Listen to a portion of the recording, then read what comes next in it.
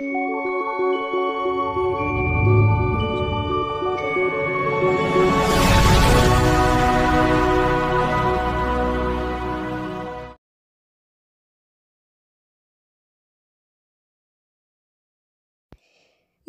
বন্ধুরা, welcome to my channel Mishtu mom চ্যানেলটিতে সবাইকে স্বাগত। আজ আবারও আপনাদের কাছে নিয়ে এসেছি দারুণ লোভনীয় স্বাদের দই চিংড়ির একটা রেসিপি নিয়ে। এটা বাড়িতে অতিথি এলে কিংবা যে কোনো স্পেশাল দিনে আপনারাও এই রেসিপিটা বানিয়ে ফেলতে পারেন। এটা প্লেন রাইস কিংবা পোলাও সব কিছুর সাথে এটা সার্ভ করা যায়। আশা করছি আপনাদেরও ভীষণ ভালো লাগবে। আমার চ্যানেলটা এখনও সাবস্ক্রাইব করা না থাকলে চ্যানেলটা সাবস্ক্রাইব করার অনুরোধ রইল। তো চলুন ঝটপট দেখে নেওয়া যাক এটা আমি কিভাবে বানাচ্ছি। তার জন্য এখানে 400 গ্রাম মতো নিয়ে নিয়েছি চিংড়ি মাছ। চিংড়ি মাছটা আমি ধুয়ে জল ঝরিয়ে রেখেছি, ভালো করে বেছে নিয়েছি। এটা ম্যারিনেট করে নেবো। তার জন্য দিয়ে দিলাম হাফ চামচ হলুদের গুঁড়ো, 1 চামচ দিয়ে দিলাম নুন। এটাতে হলুদের গুঁড়ো না দিলেও হয়, কিন্তু আমি একটু কালার আনার জন্য দিচ্ছি, কারণ একদম সাদাটা আমার ভালো লাগে না। এবারে ভালোভাবে মাছটা মাখিয়ে নিচ্ছি নুন হলুদের সাথে।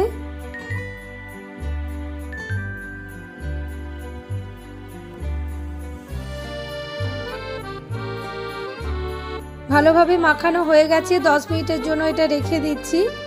অন্যদিকে একটা ফ্রাইং প্যান বসিয়ে দিয়েছি, তাতে দিয়ে দিলাম সরষের তেল একটু মতো। তেল গরম হয়ে গেছে, আমি মাছগুলোকে তেলের মধ্যে এক এক করে দিয়ে দিচ্ছি, ফ্রাই করে নেব।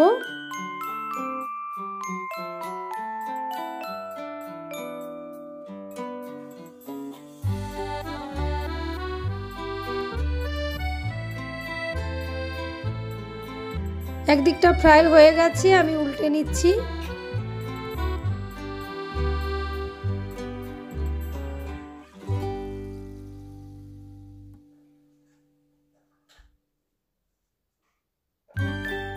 এভাবে বানালে কিন্তু ভীষণই সুন্দর হয় এই দই চিংড়িটা। ভাজা হয়ে গেছে, মাছটা আমি তুলে নিচ্ছি প্লেটের মধ্যে।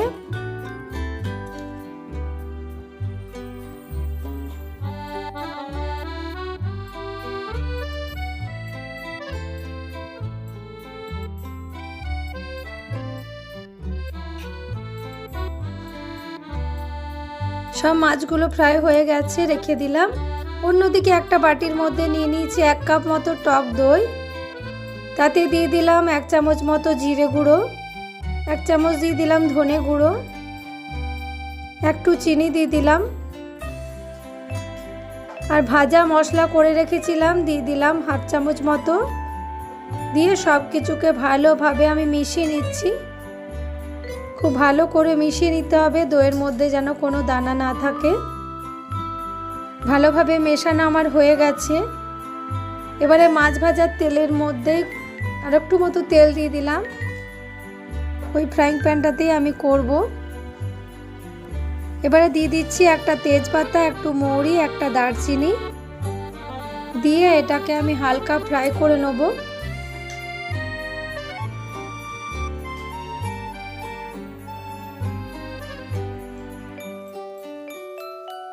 এবারে এর মধ্যে দিয়ে দিলাম একটা পেঁয়াজ, আমি কুচিয়ে রেখেছিলাম, পেঁয়াজটা দিয়ে দিলাম।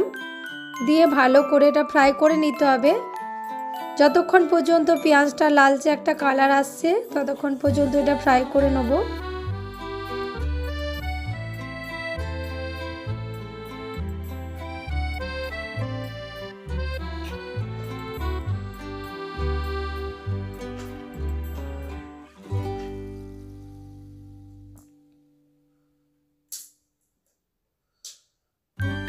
কালারটা চেঞ্জ হয়ে এসছে অনেকটা, একটু লালচে কালার এসেছে। এবার এর মধ্যে আমি দিয়ে দিলাম 1 চামচ মতো আদা রসুনের পেস্ট, দিয়ে ভালোভাবে আবারও কষিয়ে নিচ্ছি এটা।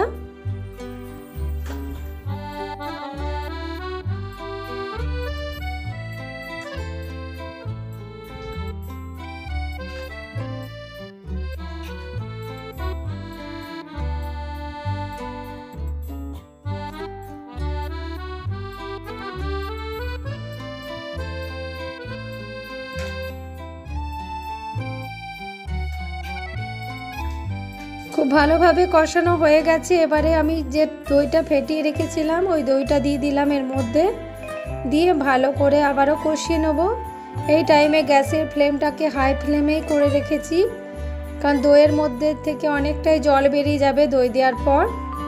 ভালোভাবে কষিয়ে নিতে হবে এখন।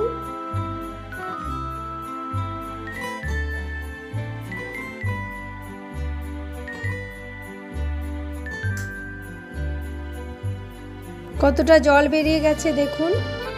এবার এর মধ্যে আমি দিয়ে দিলাম একটু মতো দিয়ে দিলাম কাশ্মীরি লঙ্কার গুঁড়ো। এটা খুব বেশি দেব না, হালকাই দিলাম একটু কালার আনার জন্য। দিয়ে ভালোভাবে এটা কষিয়ে নিচ্ছি। এখনো কিন্তু জল ব্যবহার করিনি আমি, কতটা জল বেরিয়ে গেছে।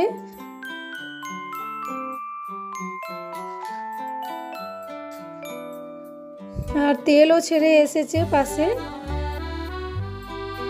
এবারে এর মধ্যে আর একটু জল দিয়ে দিলাম, দিয়ে ভালোভাবে এটা মিশিয়ে নেব।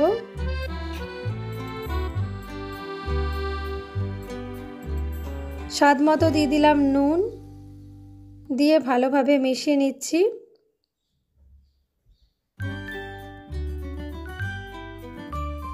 এবারে এর মধ্যে আমি চিংড়ি মাছটা দিয়ে দিলাম। চিংড়ি মাছটা দেওয়ার পর ভালোভাবে মিশিয়ে নিতে হবে গ্রেভির মধ্যে।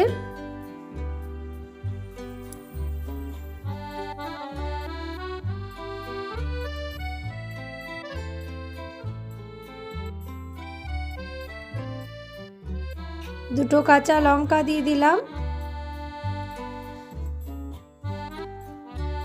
এবারে এটা ঢেকে দিয়ে আমি 10 মিনিটের মতো এটা হতে দেবো।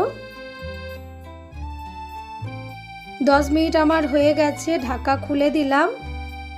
অনেকটাই জলটা মরে গেছে, টেনে নিয়েছে জলটা। মিশিয়ে নিচ্ছি।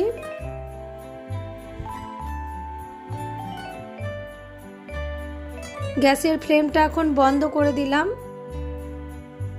তাহলে আমার দই চিংড়ি একদম রেডি। কি লোভনীয় হয়েছে না দেখতে, খেতেও কিন্তু ভীষণই সুন্দর হয়েছিল। বন্ধুরা অবশ্যই একবার ট্রাই করে দেখো, কমেন্টের মাধ্যমে জানিও কেমন হয়েছে আমার রেসিপিটা। আমার রেসিপিটা যদি ভালো লেগে থাকে প্লিজ লাইক কমেন্ট শেয়ার করে দিও। যারা নতুন বন্ধু আছো চ্যানেলটা সাবস্ক্রাইব করার অনুরোধ রইল। চ্যানেলটা সাবস্ক্রাইব করে পাশে থেকো। আসছি নেক্সট কোনো রেসিপি নিয়ে। ততক্ষণে সবাই ভালো থেকো। সবাইকে বাই বাই।